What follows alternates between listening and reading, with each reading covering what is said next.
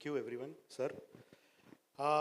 As they say, filmmaking or film is a director's medium, but in my opinion, captain of the ship is as good as his team. So bringing this wonderful team of actors and technicians together was a Herculean task because we have 138 artists in the film, so many technicians, so unit was big, and everybody stood behind me like a rock, supported me, my vision, Pallavi's vision, and I hope, sir, Katana sir, I hope we've done justice to your book. I hope. Yeah. And I would like to thank all my team members over here, and really thank you so much. अब जो बोलना था कैमरे के आगे बोल दिया।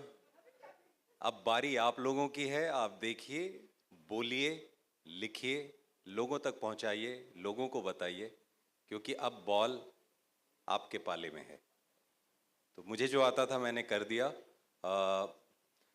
मैं केदार को थैंक यू बोलना चाहूँगा। Thank you Kedar, and don't be so modest.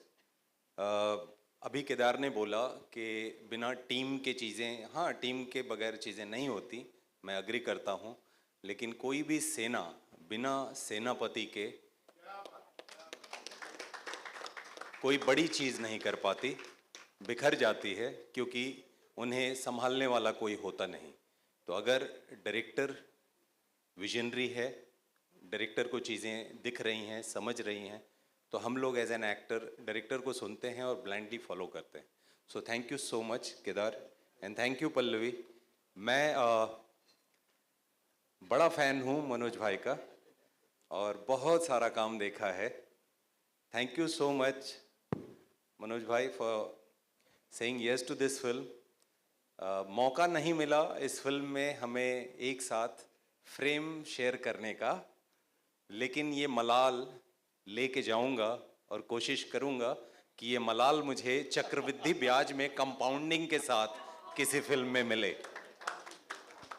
इस फिल्म के बाद मैं विनीत का फैन हो चुका हूं, मैंने उसका काम देखा है, लेकिन इतना अद्भुत काम किया है, मैं डंके की चोट पे बोलता हूं कि परफॉर्मेंस, मतलब हम सब आर्टिस्ट हैं, कलाकार हैं, लेकिन इतनी जान डाल दी है उसने अब किरदार में कि वो आपके मनोमस्तिष्क पर सवार होता है वो किरदार पूरी film.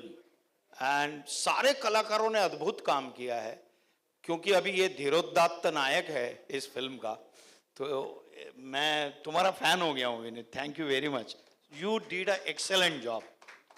Thank you so much Manoj bhai, coming from you means a lot. I am so humble. Thank you so much. Thank you Kanwar Khatana sir, आपने एक ऐसा बीज डाला जिसकी वजह से आज हम सारे यहाँ हैं। And thank you Anuj for writing such a wonderful screen play.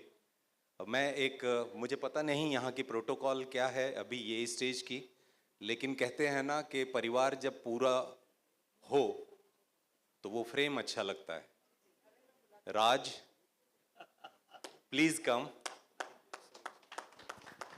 I would like to call entire team on stage once. Vidyatai, Vidyatai, yes, नाम लेके बुलाऊंगा मैं। अनुजा, रमनजीत, एलिना, विद्याताई, stage वर। Guys, Krishna, please come up. Thank you so much. काफ़ी अच्छा लग रहा है सर आपको देख के। सबसे पहले कि एक कमाल की मूवी आप लेके आए हैं, एंड कमाल की स्टोरी है, कमाल का एक बुक थी जिसको आप जनता के सामने पेश करने वाले हैं। क्या कहना चाहेंगे अभी मैच फिक्सिंग के बारे में? खुशी होती है जब भी कोई नया काम इस तरीके से बाहर आता है। एक थोड़ा सा एंजाइटी भी रहती है, थोड़ा एक्साइटमेंट भी रहता है, थोड़ी नर्वसनेस भी होती है। इस फिल्म को लेकर मैं चाहता हूँ कि ये फिल्म वर्क करे पल्लवी के लिए, केदार के लिए, क्योंकि ये उनकी पहली फिल्म है और एक अलग तरह का कंटेंट है, एक अलग तरह का सिनेमा है। तो लोग ज़्यादा से ज़्यादा जुड़ें और ज़्यादा देखें और उसको समझें, यही कहना चाहूँगा। कहीं ना कहीं जब हम ऐसे मूवीज़ की बात करते हैं तो काफ़ी सेंसिबल टॉपिक रहते हैं ये, क्योंकि लोग कहीं ना कहीं इसको बहुत बारीकी से देखते हैं हर चीज़ को, तो किस तरह का डर है आपको लोग कि लोग इस तरह कुछ डर है आपके मन में जब ये लोग हमने आएगी? नहीं, डर किस बात का, और डर के जीना तो कैसा जीना, है ना।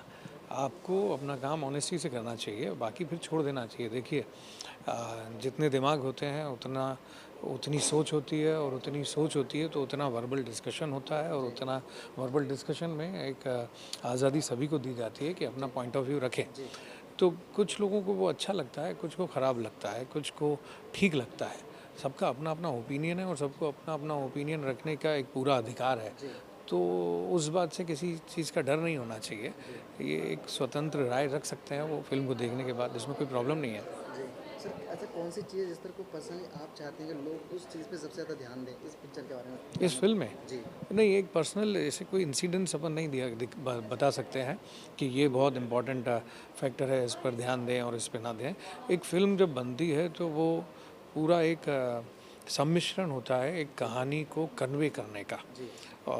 ये इंसिडेंट्स नहीं है कि एक घटना उठा ली और एक घटना के बारे में हमें उसको इम्पोर्टेंट बताएं और बाकी चीज़ों को नहीं। पूरी फिल्म में अगर कहानी बहुत अच्छी लिखी गई है तो वो पूरी फिल्म या तो होल्ड करती है, या तो फिर पूरी फिल्म नहीं होल्ड करती है। कोई एक इंसिडेंस किसी फिल्म को ऊपर नहीं ले जा सकता है।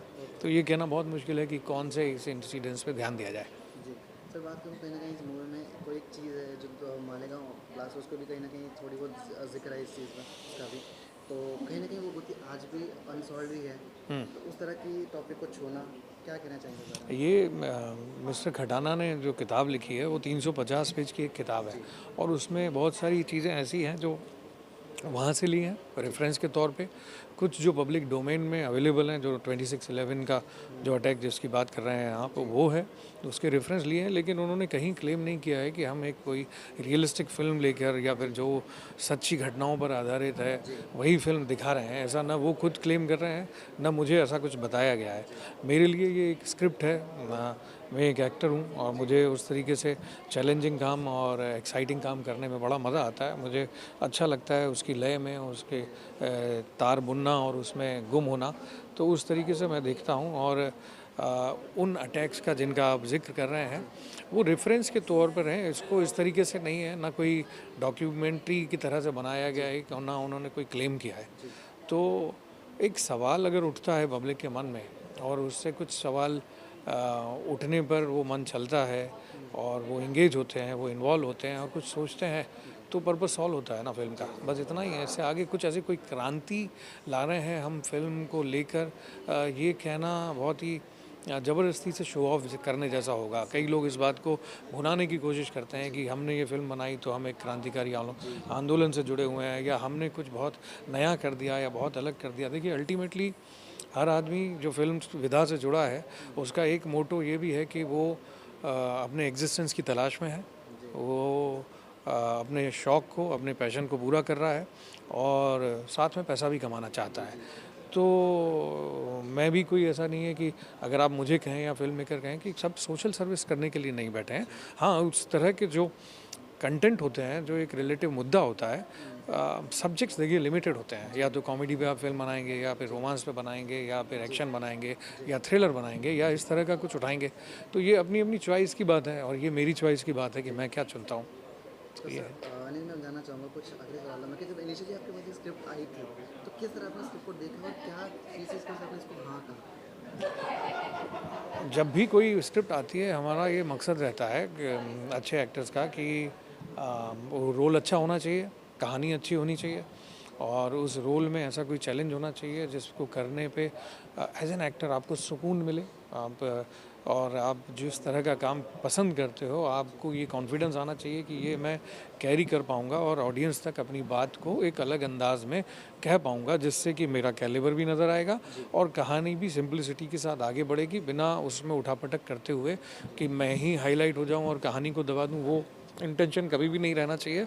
आपको कहानी में बहना चाहिए, ये लगना नहीं चाहिए कि आप कुछ अभिनय कर रहे हो। तो मेरी ये कोशिश रहती है कि ऐसी कोई कहानियाँ चुनूँ जिसमें मैं कुछ करने को मुझे मिले, लेकिन ऐसा लगे नहीं कि मैं कुछ कर रहा हूँ, मैं बह जाऊँ उसके साथ। तो पल्लवी जो इस फिल्म की प्रोड्यूसर है, वो मेरी पुरानी दोस्त है। वो एक अच्छा काम लेकर आई दोस्त के नाते भी और अच्छा काम लेकर आई उस नाते भी मेरा उससे जुड़ना वाजिब था, इसलिए मैं जुड़ गया।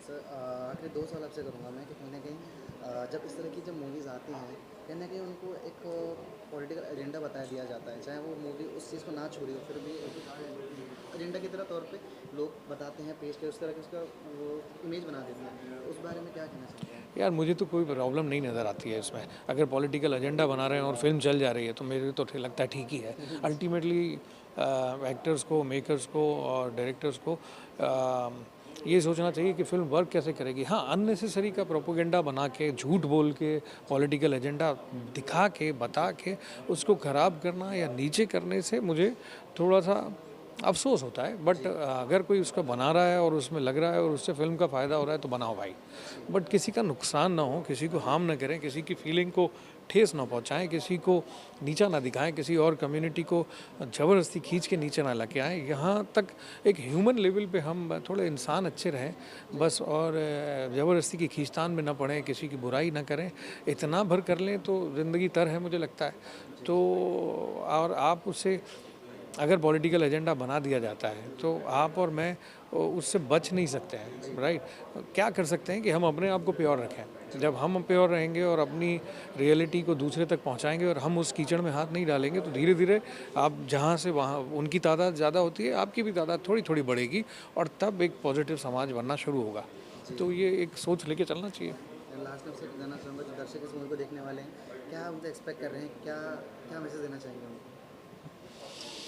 दर्शकों का जो तबका होता है ना वो अलग अलग होता है। तो ये जो सवाल है, ये मैं हमेशा इससे उलझता रहता हूँ कि इस सवाल का जवाब क्या दूँ कि दर्शक किस उम्मीद से आएँ वो मैं बताऊँ।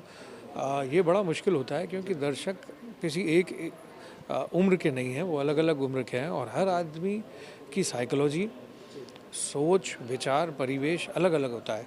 आप अगर फिल्म देखने जाएंगे तो हो सकता है आप एंटरटेनमेंट के लिए देखने जाएंगे, लेकिन ये अगर देखने जाएंगे तो हो सकता है ये कुछ मैसेज देखने जा रहे हो, वो कोई और जाएगा तो वो कुछ जोश ढूंढ रहा हो या कोई अपने आप को ढूंढ रहा हो फिल्म में।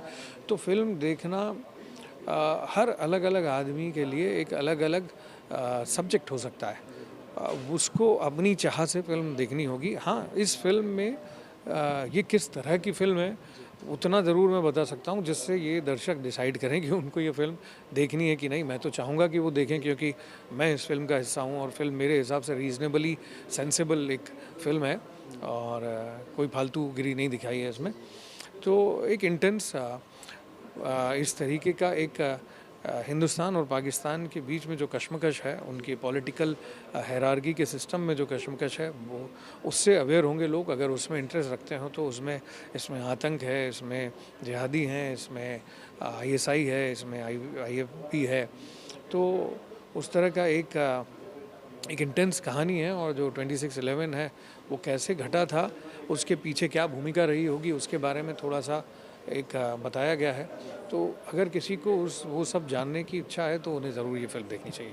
धन्यवाद सर, काफ़ी अच्छा लगा आपसे बात करके। थैंक यू, मुझे भी बहुत अच्छा लगा। Thank you.